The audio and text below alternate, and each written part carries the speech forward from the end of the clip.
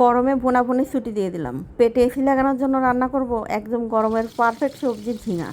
ঝিঙা দিয়ে রান্না করব কাতলা মাছের পাতলা ঝোল। ও শুধু ঝিঙা না, ঝিঙার সাথে কচি পটল আর কচুমুখও দিয়ে দিছি। মাছগুলা ভাইজে তুলে নেব।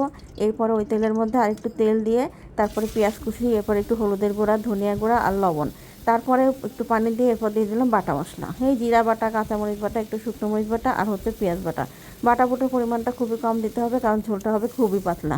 এরপর ওই মশলাটার মধ্যে দিয়ে দিলাম যে কেটে রাখা তরি তরকারিগুলো। এই ঝিঙাটার কিন্তু একটু একটু ছিলকা রেখে দিচ্ছি, নাহলে কিন্তু ঝিঙা ঝোলের মধ্যে আর খুঁজেই পাওয়া যাবে না, পুরো খেতার মতন ভাসতে থাকবে।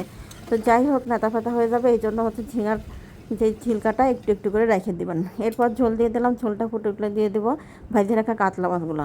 তারপরে 5 থেকে 7 মিনিট মতো সুন্দর করে ঢেকে রেখে দেবো হাই হিটে।